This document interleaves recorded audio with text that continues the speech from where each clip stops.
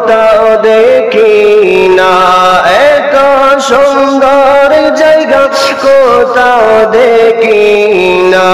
সাজিয়েছেন দয়াল রব্বানা, ভালো লাগার জায়গা মদিনা, ভালোবাসার জায়গা মদিনা, ভালো লাগার জায়গা মদিনা।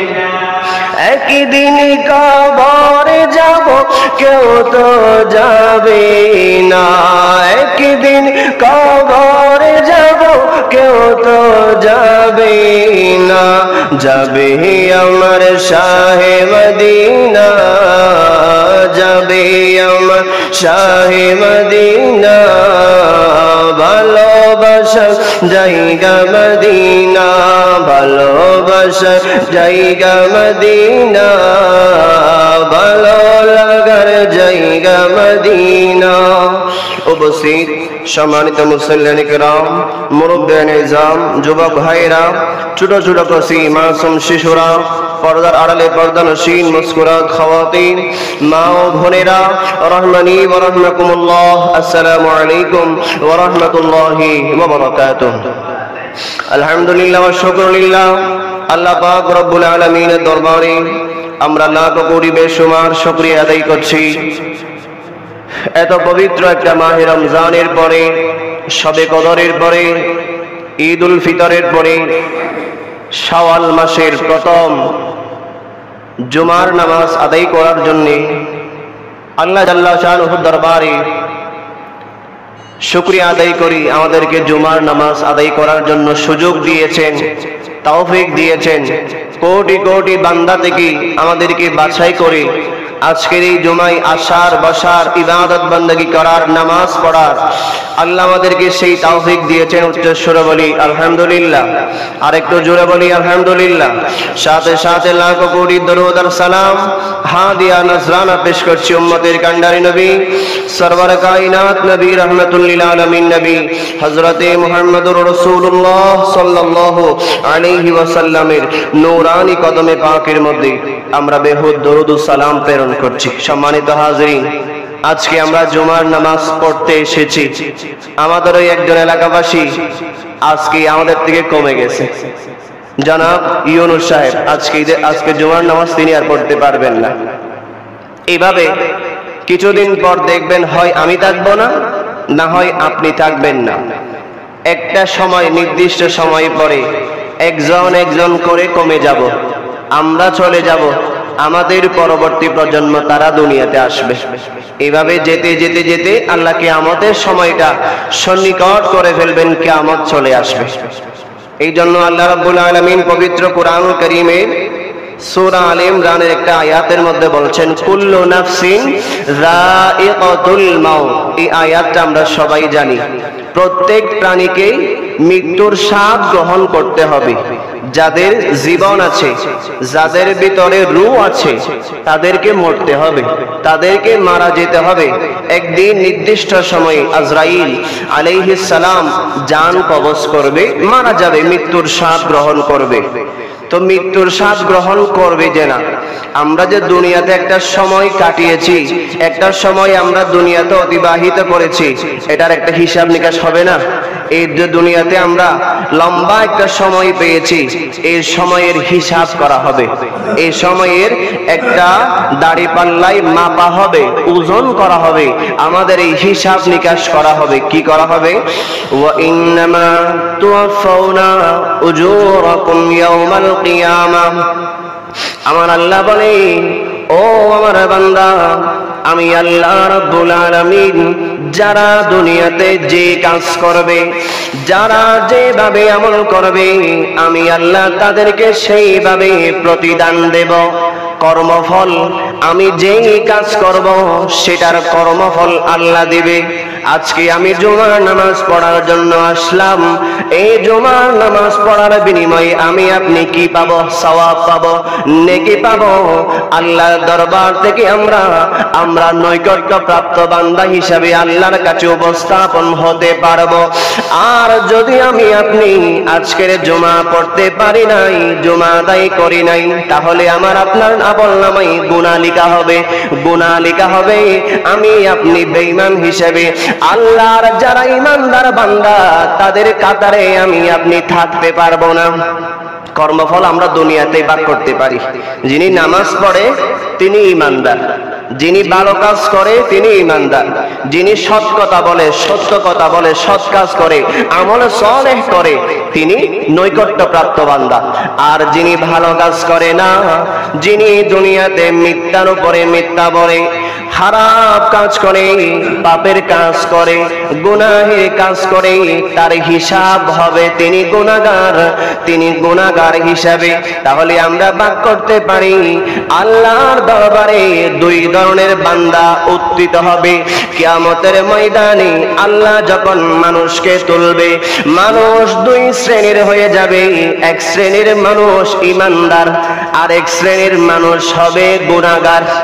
দুই শ্রেণী হবে আর কি। যারা ঈমানদার, নামাজ রোজা কাজা করবে না, নামাজ পড়বে, ভালো কাজ করবে, তারা ঈমানদার হয়ে কিয়ামতে উঠবে।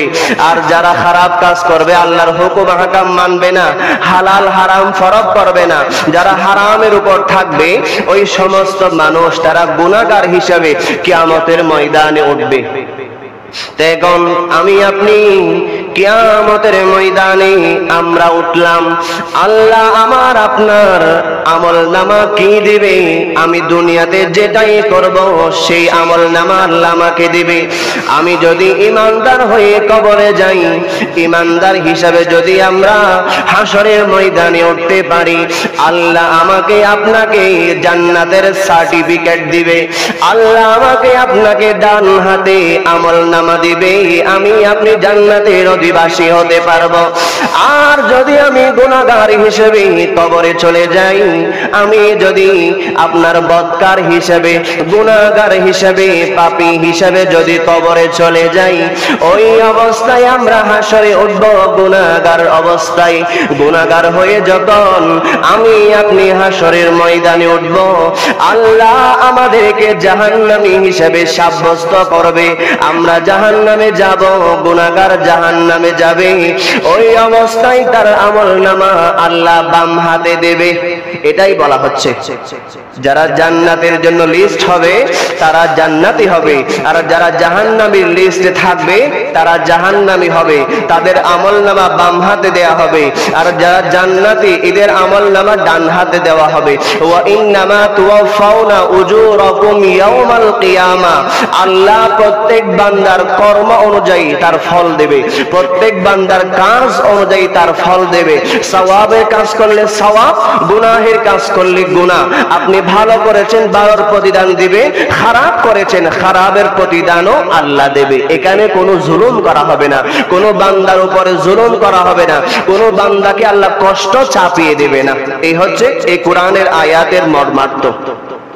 এখন আমরা আমাদের দিনের মধ্যে বেশিরভাগ সময় আমরা হাঁটা চলায় কাজ কর্মে আমাদের দিনটা অতিবাহিত হয়, ঠিক কি না? এই কাজকর্ম করার ফাঁকে ফাঁকেও এমন কিছু তাসবিহ আছে, এমন কিছু সুন্দর সুন্দর বাক্য আছে যেগুলো আমরা বললে আমরা হাঁটতে হাঁটতে সওয়াব অর্জন করতে পারি, আমরা চলতে চলতেও সওয়াব অর্জন করতে পারি। তেমন কিছু বাক্য আমি আপনাদের কাছে শিখিয়ে দেব। এই বাক্যগুলো আপনারা স্মরণ রাখবেন যতদিন সময় পান। নামাজ পড়েছেন, নামাজের পরে হাঁটতেছেন রাস্তাঘাটে, ওই বাক্যগুলো একটা একটা করে বলার চেষ্টা করবেন। আমরা 10টা বাক্য আপনাদের কাছে শেয়ার করব।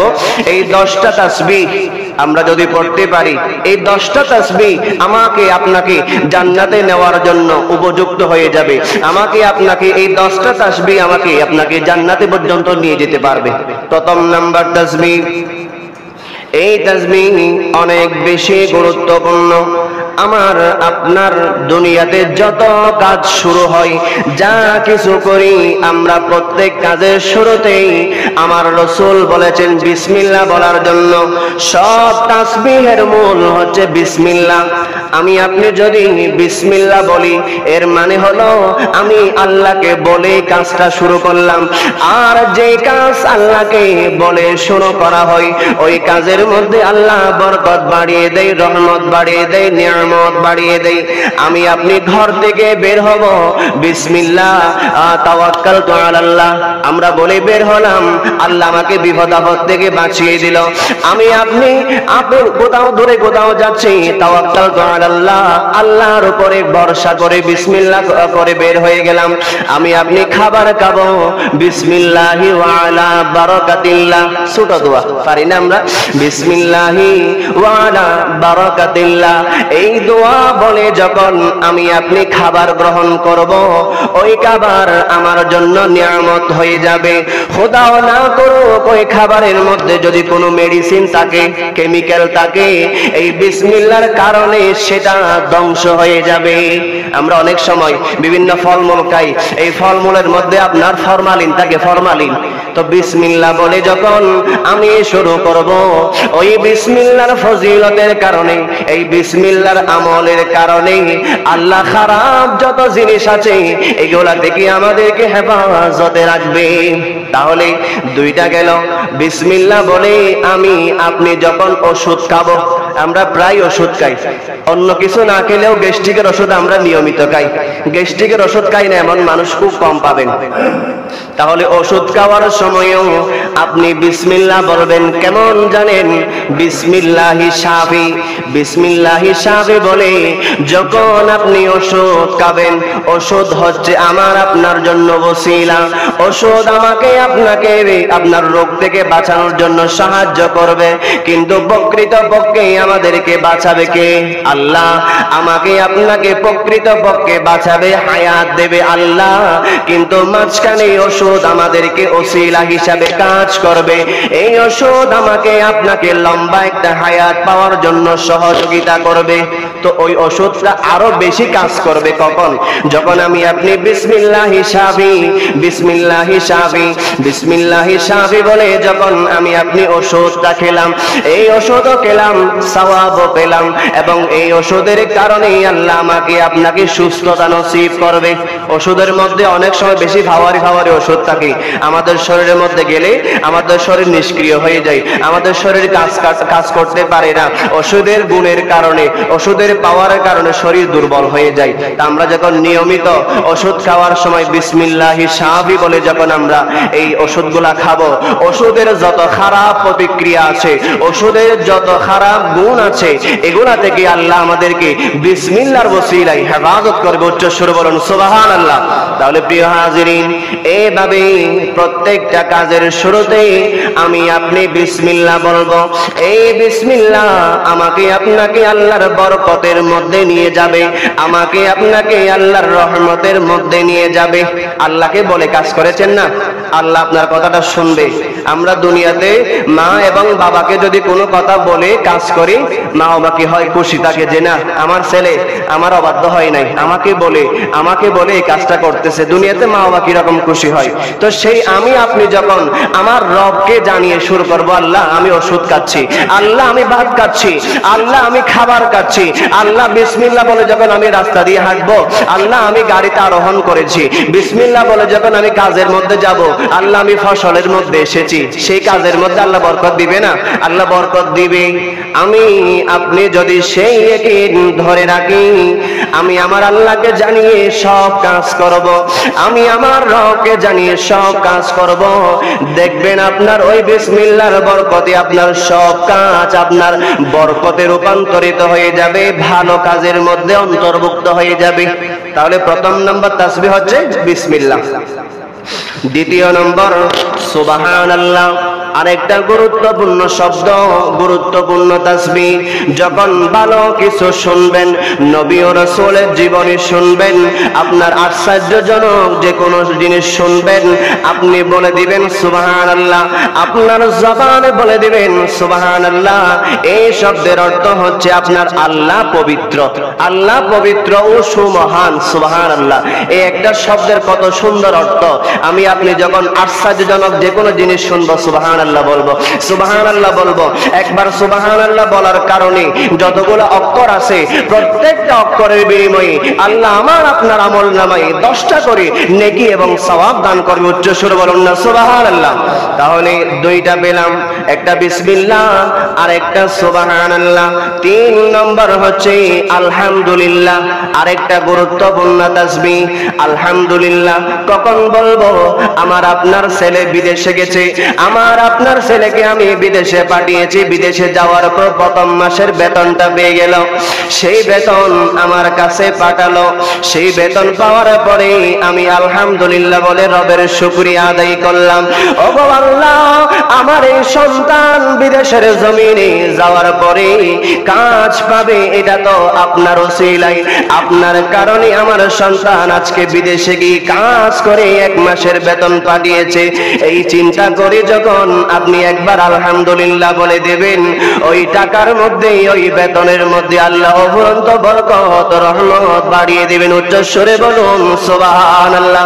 আপনি ফসল করেছেন, আপনি ধানের জমিতে ধানের চাষ করেছেন, ওই ধান যখন বড় হয় আপনি কাটবেন ফসল, ওই সময় আপনি যখন দেখবেন আপনার ফসল অফুরন্ত হয়েছে, অনেক বেশি ভালো হয়েছে, আপনি যদি ওই সময় একবার খুশি হয়ে আলহামদুলিল্লাহ বলে দেন, ওগো আল্লাহ আপনার শুকরিয়া আদায় করি, অন্য সবার চাইতে আমার দান বেশি হয়েছে, অন্য সবার চাইতে আমার মরিচ গাছগুলা বেশি ভালো হয়েছে, আল্লাহ এই ক্ষেতের মধ্যে দাঁড়িয়ে আমি একবার শুকরিয়া আদায় করছি আলহামদুলিল্লাহ। কখনো আমরা আদায় করি নাই, কখনো আমরা বলি নাই যে রব আমাকে আপনাকে 3 মাস 4 মাসের মধ্যে দান দিচ্ছে, মরিচ দিচ্ছে, ফসল ফলাতে দিচ্ছে, আমরা কখনো একবার আলহামদুলিল্লাহ বলতে পারি নাই। আল্লাহ আজকের এই জমিনের মধ্যে দাঁড়িয়ে আমি একবার আলহামদুলিল্লাহ বলছি, আপনি আমার এই প্রশংসাকে কবুল করুন। সাথে সাথে আপনার আল্লাহ খুশি হয়ে যাবে। আল্লাহ বলবে আমার বান্দা তো ফসল পেয়ে আমাকে স্মরণ করছে, আমার বান্দা বেতন পেয়ে আমাকে স্মরণ করছে, আমার বান্দা ভালো কাজ করে চাকরি পেয়ে আমাকে স্মরণ করছে। তখন সেই কাজের মধ্যে আল্লাহ খুশি হয়ে অনেক রহমত ঢেলে দিবেন। রহমত ঢেলে দেওয়ার কারণে আপনার সেই ফসল থেকে বরকত কমবে না। আমরা এখন চাষবাস করি কিন্তু বরকত পাই না, তো বরকত কেমনি পাবো বলেন তো? আমরা একটাবার শুকরিয়া আদায় করতে পারি না। দুনিয়াতে আমরা যখন আমাদের মা বাবাদেরকে টাকা পয়সা এনে ঘরে দিই, আমাদের মা বাবারা খুশি হয়, ঠিক কিনা? খুশি হয় না? আমি 1 মাসের বেতন পেলাম, আমার সেই বেতনটা আমি আমার মায়ের হাতে তুলে দিলাম অথবা আমার বাবার হাতে তুলে দিলাম, আমার বাবা খুশি হবে কি হবে না? খুশি হবে না?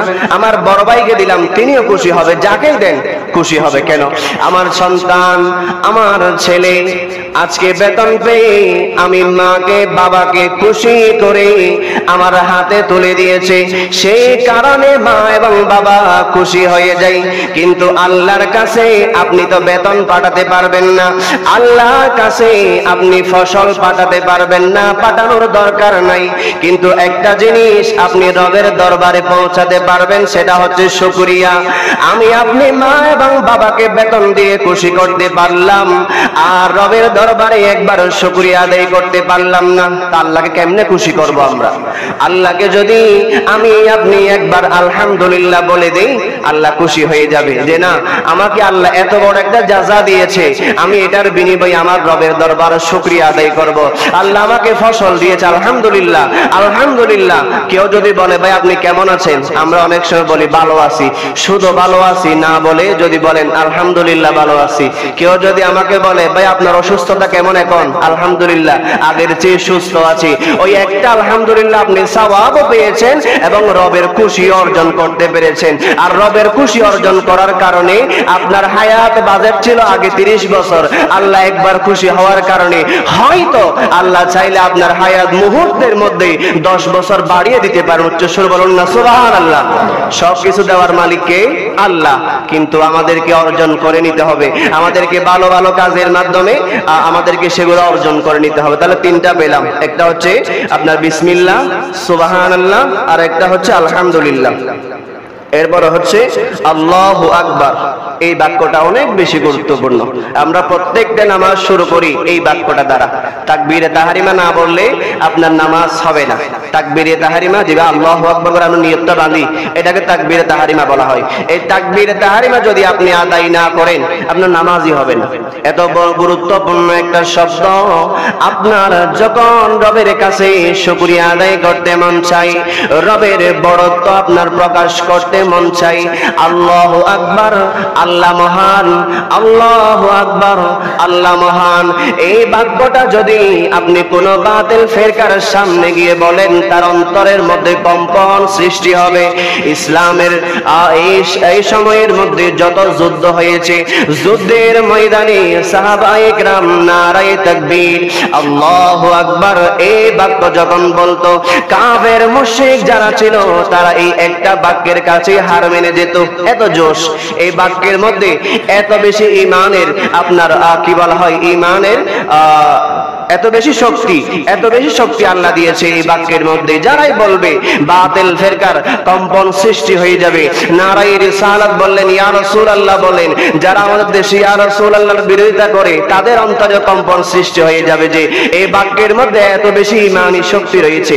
যখনই সুযোগ পাবেন, তাহলে চারটা বললাম, বিসমিল্লাহ, সুবহানাল্লাহ, আলহামদুলিল্লাহ, আল্লাহু আকবার। এরপরে আসেন আমরা আরেকটা পাই, সেটা হচ্ছে মাশাআল্লাহ। এই বাক্যটা বেশি বলা দরকার আমাদের। আমরা যখন শুনি কোনো একজন হুজুর অনেক সুন্দর কণ্ঠের কোরআন তেলাওয়াত করছে, আমাদের অনেকে বলে ফেলে অবুক হুজুর এটা গলা অনেক সুন্দর, অবুক যে বলে ফেললাম এটার মাধ্যমে ওই হুজুরের অনেক ঝামেলা হয়ে গেল। কেন? আপনার মুখ দোষ তার কাছে লেগে গেল। এই মুখ দোষের কারণে তিনি অনেক কষ্টের সম্মুখীন হবেন। মুখ দোষ বড় খারাপ জিনিস। এই জন্য আপনার কোনো কিছু ভালো লাগলো, সুন্দর লাগলো, আপনার কানের মধ্যে এখনো বাজতেছে আমার হুজুর কোরআন তেলাওয়াত করে এত সুন্দর, আমার হুজুর আলোচনা করে এত সুন্দর, আমার এখনো কানের মধ্যে বাজতেছে। এই জায়গার মধ্যে যদি আপনি মাশাআল্লাহ বলেন, আপনিও লাভবান হলেন এবং যার জন্য আপনি মাশাআল্লাহ বললেন তাকেও আল্লাহ বরকত দেবে। আপনি দোয়া করেছেন মাশাআল্লাহ হুজুরের আলোচনা অনেক সুন্দর, দেখবেন আল্লাহ তাকেও বরকত দেবে, আপনাকেও বরকত দেবে।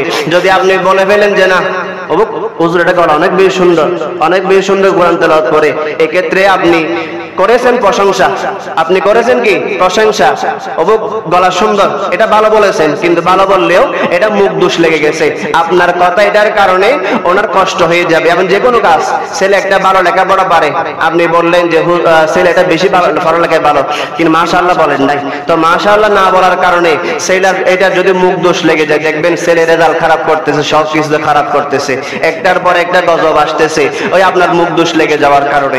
এই জন্য যে কোনো ভালো কাজ, যে কোনো ভালো সংবাদ, যে কোনো কিছু ভালো দেখার সাথে সাথে আমরা আগে কি বলবো? মাশাআল্লাহ বলবো। মাশাআল্লাহ বলার পর আর যা কিছু বলার আছে আপনি বলেন, কিন্তু আপনার আর মুখ দোষ পড়বে না। আপনি যদি মাশাআল্লাহ না বলে অন্য কিছু বলেন, সাথে সাথে সেটা লেগে যাবে। এরপরে আপনার আরেকটা গুরুত্বপূর্ণ শব্দ নাউযুবিল্লাহ, মানে আল্লাহর কাছে ফানা চাওয়া।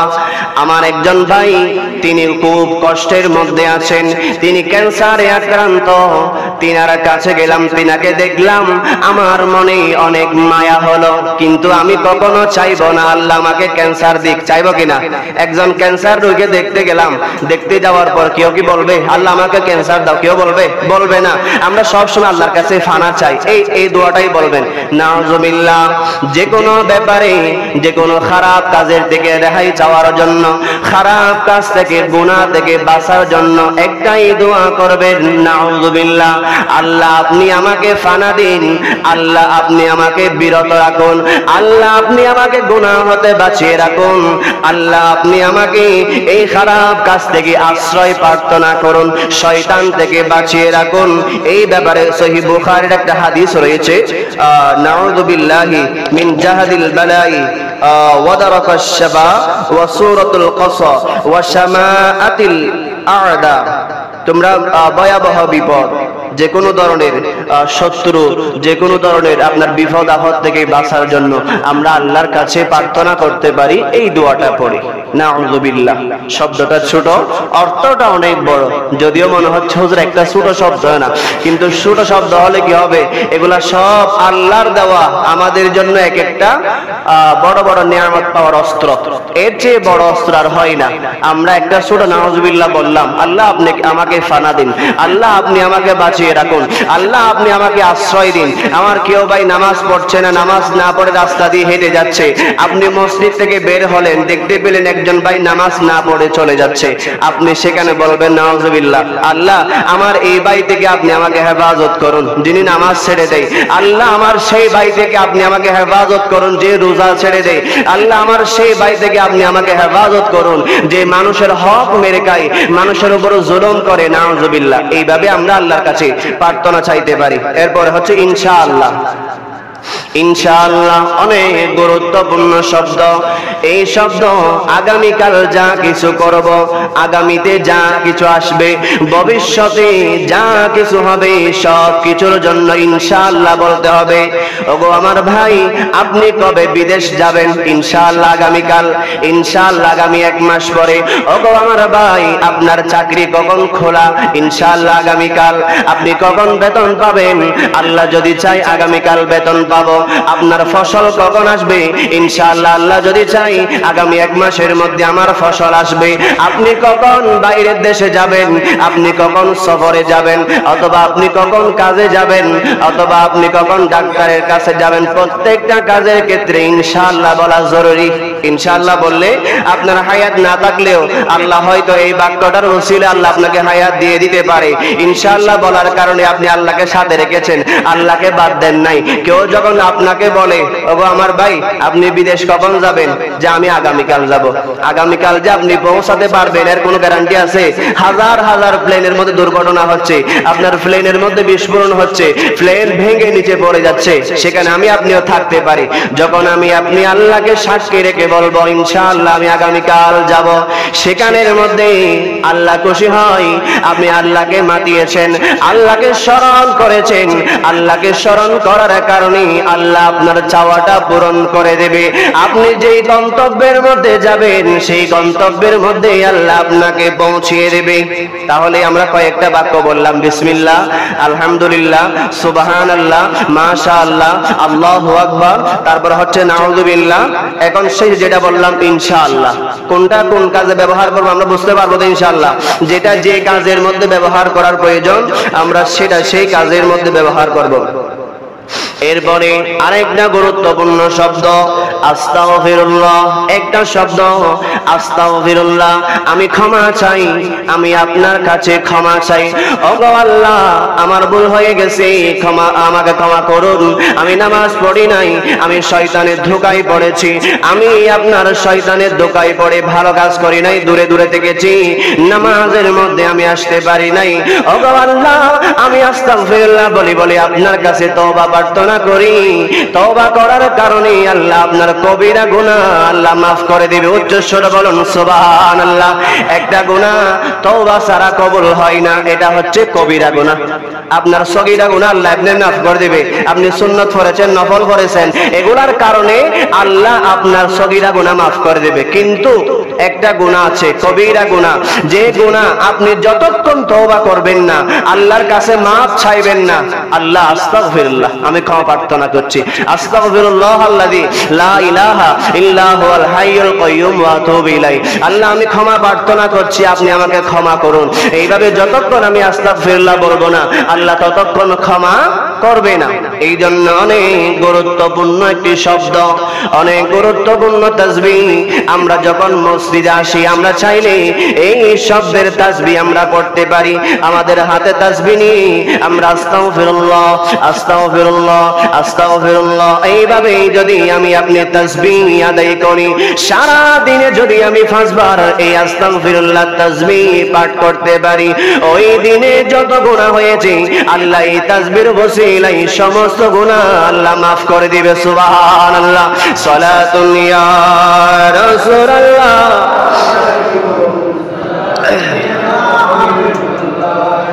হাজিরিন, এরপরে আরেকটা তাসবিহ হচ্ছে জাযাকাল্লাহু খায়রান।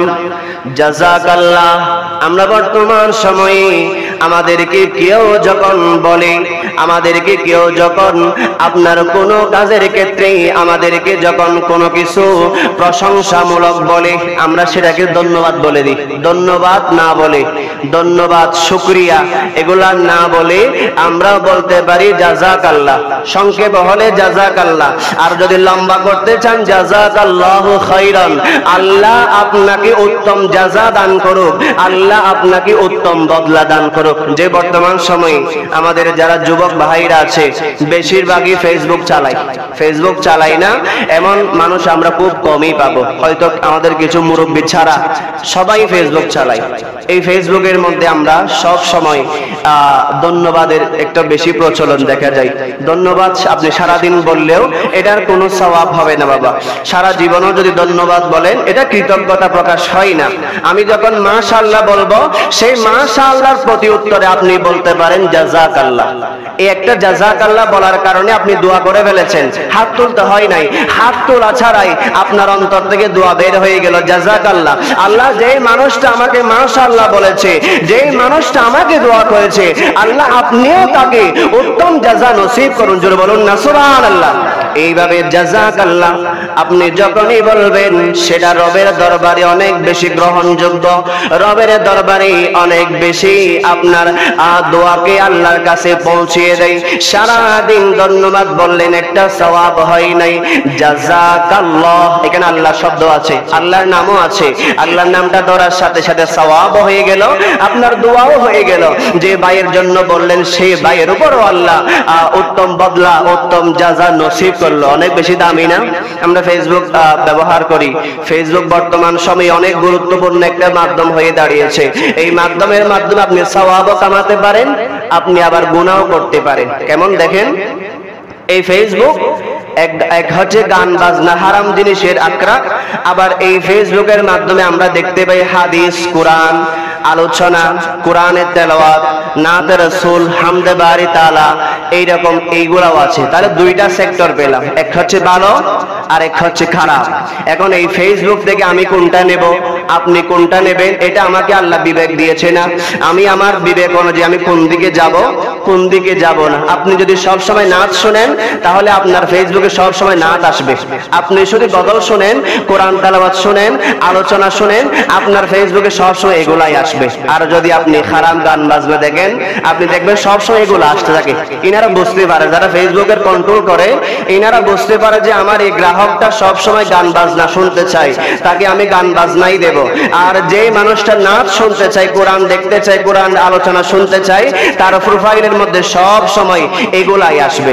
এখন আমি আপনি মারা যাব, একটা জিনিস খেয়াল করবেন, আমি আপনি মারা যাব, আমাদের মুরব্বী ইউনূস সাহেব মারা গেছেন, এভাবে আমি আপনিও মারা যাব। আমার আপনার মারা যাওয়ার পরে আমার ফেসবুক প্রোফাইলের মধ্যে আমি একটা গান আপলোড দিয়েছিলাম, খেয়াল করবেন, একটা গান আমি ফেসবুকের মধ্যে ছেড়ে দিয়েছি। সেই গান যতদিন ফেসবুক থাকবে ততদিন থাকবে, কিন্তু এটা কেউ ডিলিট করবে না। আমার প্রোফাইলে গিয়ে আরেকজন কেউ ডিলিটও করতে পারবে না। এটা অনেক বড় একটা বেজালের বিষয়। তাহলে আমি একটা গান আপলোড করলাম, একটা খারাপ জিনিস ফেসবুকের মধ্যে আপলোড করলাম, আমি আপনি মারা যাব। আমি আপনি মারা যাওয়ার পরেও ফেসবুক থেকে যাবে। এই ফেসবুক বর্তমানে কোটি কোটি মানুষ ব্যবহার করছে, তাহলে ওই গান থেকে যাবে, ওই খারাপ কাজ থেকে যাবে। তখন সেখান থেকে মানুষ যখন আপনার প্রোফাইলে ঢুকে গান বাজনা দেখবে, সেখান থেকে একটি গুনাহ আপনার আমল নামায় আল্লাহ পৌঁছিয়ে দেবে। ভালো হবে না খারাপ হবে? অটোমেটিক খারাপ কাজ করে ফেললাম, একটা এমন কাজ করে ফেললাম যে কাজটা আমি চিন্তাও করি নাই যে আমি মারা যাওয়ার পরে আমার কবরে অটোমেটিক গুনাহ আসতেছে। কিরে কি করেছি এমন? তো ফেসবুকের কারণে একটা সামান্য কাজ করে ফেলেছেন, ভুল কাজ। যে ভুল কাজের কারণে আজকে আপনি মারা যাওয়ার পরেও আপনার কবরে গুনাহ যাচ্ছে। ঠিক একই জায়গায় যদি আপনি একটা কোরআনের আয়াত ধরেন, কুল্লু নাফসিন যায়িকাতুল মাউত ওয়া ইন্নামা তুওয়াফাউনা উজুরাকুম ইয়াউমাল কিয়ামা, এই আয়াতটা লিখলেন, আয়াতের নিচে আপনি অনুবাদটুকু লিখে দিলেন, লিখে আপনি ফেসবুকের মধ্যে একটা পোস্ট করলেন। যতদিন এই আয়াত আপনার ফেসবুকের মধ্যে মানুষ পড়বে, তিনিও সওয়াব পাবে। আপনি মারা গেলেও সেই আয়াতের সওয়াব আল্লাহ আপনার আমল নামার মধ্যেও পৌঁছিয়ে দিবে। উচ্চ সুর বলুন না সুবহানাল্লাহ। তাহলে ভালো কাজ করা খারাপ কাজ করা আমার আপনার উপরে আছে। কিন্তু আল্লাহ আমাকে আপনাকে ব্রেইন দিয়েছে, আল্লাহ আমাকে আপনাকে মগজ দিয়েছে। সেই মগজ যদি আমি আপনি ব্যবহার করে ভালো ভালো কাজ করতে পারি, কোরআনের আয়াত শেয়ার দেব, কোরআনের বাণী শেয়ার দেব, আলোচনা শেয়ার দেব, আমি আপনি নাতে রাসূল শেয়ার দেব, অন্য কোন কাজের মধ্যে আমি জীবনেও একটা লাইকও দিব না। একটা লাইকও দিবেন না। খারাপ কাজের মধ্যে যদি একটা লাইক দেন, এটার জন্য আপনাকে খোদার কাছে জবাবদিহি করতে হবে। একটা গানের মধ্যে আপনি লাইক দিয়েছেন, তার মানে আপনি গানটাকে পছন্দ করেছেন, আপনি গানটাকে আপনি স্বীকার করেছেন, একটা লাইকও দিবেন না। যদি সামনেও চলে আসে আপনি সরে যাবেন। একটা নাতের মধ্যে গিয়ে লাইক দিবেন, বলতে পারবেন খোদা আমি ভালো কাজ না করলেও আমি অমুক সময়ে আমার ফেসবুক মোবাইলের মধ্যে একটা নাতে রাসূল এসেছে, লাইলাতুল কদরের একটা গজল এসেছে, একটা কোরআন তেলাওয়াত এসেছে, আল্লাহ আমি মুহাব্বত করি, বড় আশা করে একটা লাইক দিয়েছিলাম, সেই লাইকের ওসিলায় হয়তো আল্লাহ কোরআনের মুহাব্বতে হয়তো আল্লাহ আমাকে আপনাকে সেদিন কঠিন হাসরে আল্লাহ আমাকে আপনাকে মাফ করতে পারে। উচ্চ সুরে বলুন না সুবহানাল্লাহ। সালাতুন ইয়া রাসূলুল্লাহ।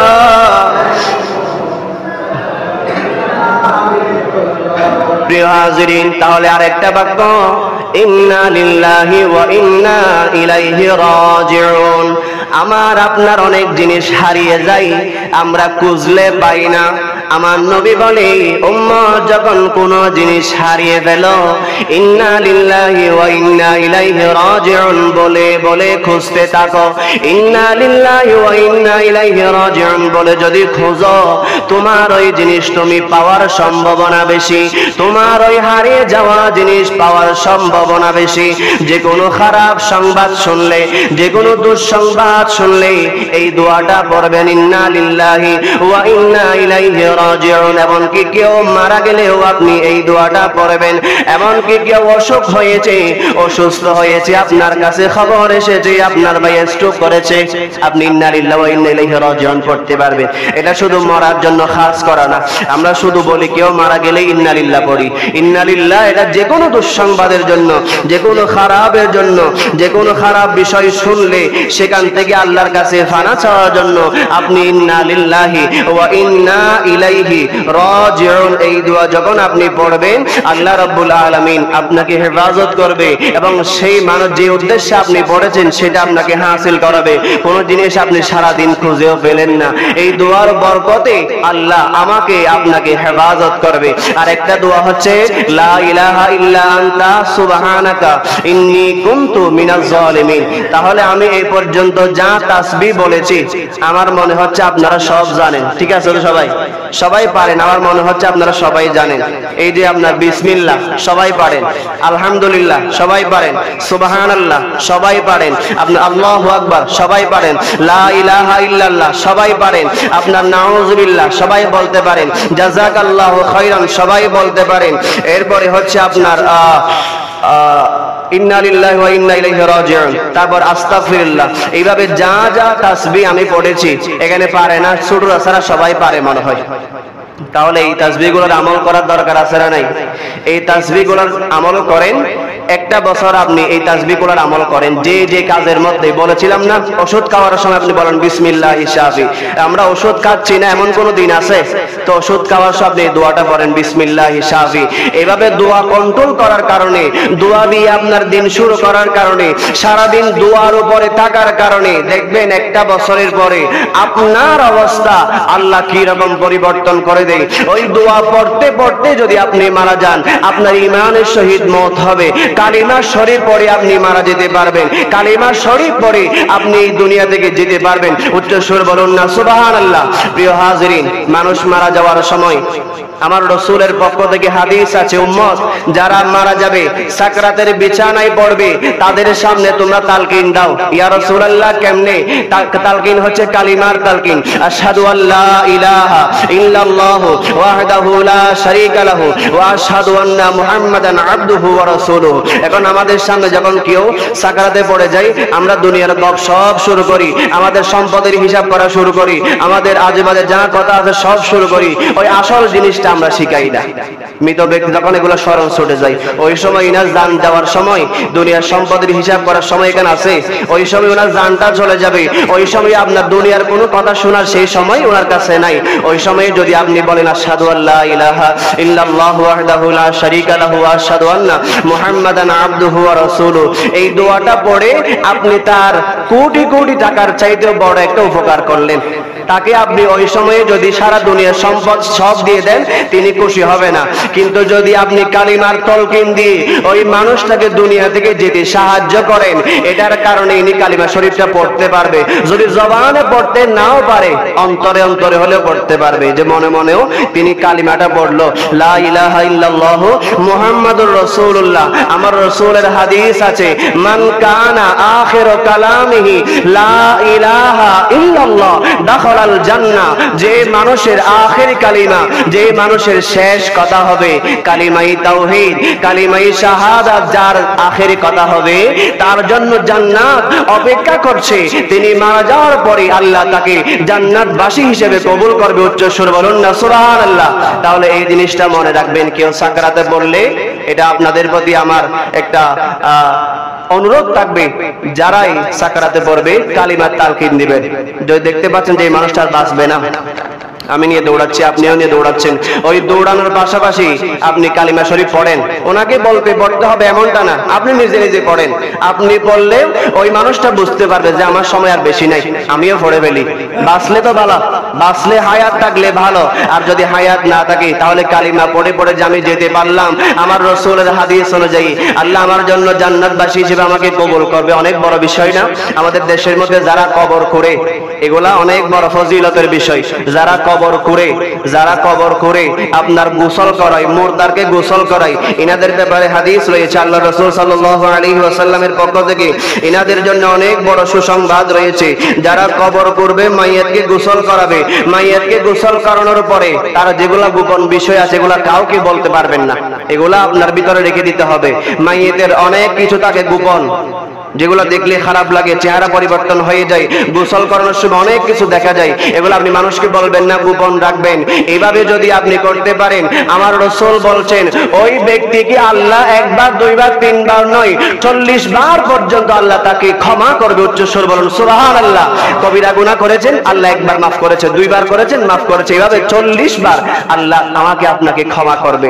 এরপরে মান গাসালা মাইতান ফাকুনতুম আলাইহি গফিরা লাহু 40 মাররা, এভাবে 40 বার আল্লাহ ক্ষমা করে দিবে।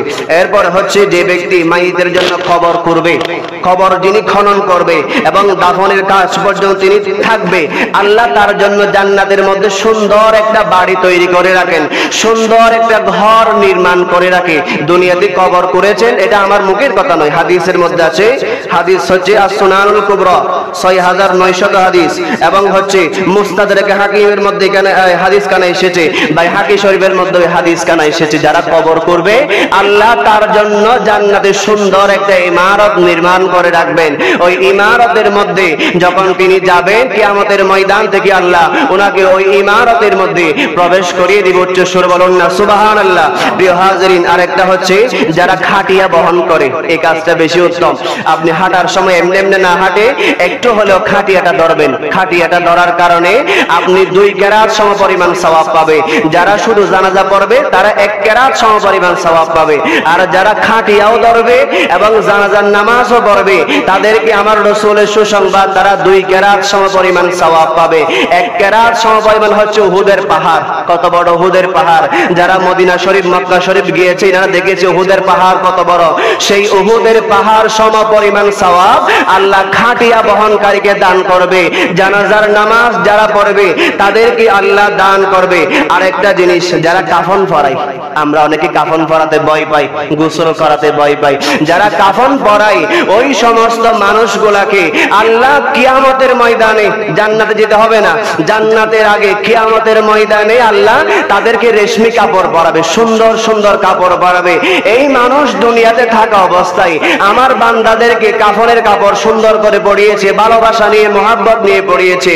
আজকে কিয়ামতের ময়দানে আমি আল্লাহ জান্নাতে রেশমি কাপড় দিয়ে আমার বান্দাকে সাজিয়ে দিব। উচ্চস্বর বলুন না সুবহানাল্লাহ। তাহলে অনেক ফজিলত আমরা পেলাম, আমরা এগুলো আমল করার চেষ্টা করব। আর একটা বিষয়, আল্লাহ রাসূল সাল্লাল্লাহু আলাইহি ওয়াসাল্লামের বাণী, এটা হচ্ছে শাওয়াল মাস। এই মাসের মধ্যে 6 রোজা রাখার কথা বলা হয়েছে। আমি একটু করে হাদিসের মাধ্যমে বলছি। মান সামা রমাদানা ওয়া আতবাহু সিত্তাতাম মিন শাওয়ালিন ফাকান্নামা সামা আদ-দাহরা কুল্লাহু বিল কামাল। আল্লাহর রাসূল বলে, আমার যে উম্মত 6 রোজা পালন করবে, শাওয়ালের 6টা রোজা রাখবে, আল্লাহ রাব্বুল আলামিন তার আমলনামায় 1 বছর রোজা রাখার সওয়াব দান করবে। সুবহানাল্লাহ। 1 বছর রোজা রাখলে যেই সওয়াব হয়, আল্লাহ এই 6টা রোজা রাখার কারণে আমার আপনার আমলনামায় সেই সওয়াব দান করবেন। ওয়া আতাহুল্লাহু বিসিয়ামি কুল্লি ইয়াউমিন সাওয়াবা 40 লাইলা। আল্লাহ একটা রোজার বিনিময়ে 40 দিনের সওয়াব দান করবে। 40 দিন নামাজ করেছেন, যে সওয়াব হবে এই একটা রোজার বিনিময়ে আল্লাহ 40 দিনের সওয়াব আমার আপনার আমলনামায় দান করবে। উচ্চস্বর বলুন না সুবহানাল্লাহ। ওয়া রাফা আনহু আযাবাল কবর ওয়া শিদ্দাতা ইয়াউমিল কিয়ামাতি ওয়াল আহওয়াল। এই 6 রোজা রাখার কারণে আল্লাহ আমাকে আপনাকে কবরের আযাব থেকে রেহাই দান করবে, কবরের আযাব থেকে আমাকে আপনাকে মুক্ত করবে, এবং কিয়ামতের ময়দানের কষ্ট হতে আমাদেরকে বাঁচাবে। কিয়ামতের ময়দানে শুধু দাঁড় করাবে যে না, কষ্টও দিবে, এখানে কষ্টও দিবে, আযাবও দিবে। তাহলে কিয়ামতের কষ্ট থেকেও আল্লাহ আমাকে আপনাকে বাঁচাবে। এই 6 রোজা আল্লাহ আমাদের সবাইকে রাখার তৌফিক দান করুক। সকলে বলুন আমিন। আর যাদের মাহে রমজানের রোজা কাজা হয়েছে, এই রোজাগুলো রাখা ফরজ। মাহে রমজানের রোজা যাদের ফরজ কাজা হয়েছে, আপনারা এই রোজাগুলোও রেখে ফেলবেন, শাওয়াল মাসের রোজাগুলোও রেখে ফেলবেন। ওয়া আখিরু দাওয়ানা আনিল হামদুলিল্লাহি রাব্বিল আলামিন। আসসালামু আলাইকুম ওয়া রাহমাতুল্লাহি ওয়া বারাকাতুহু।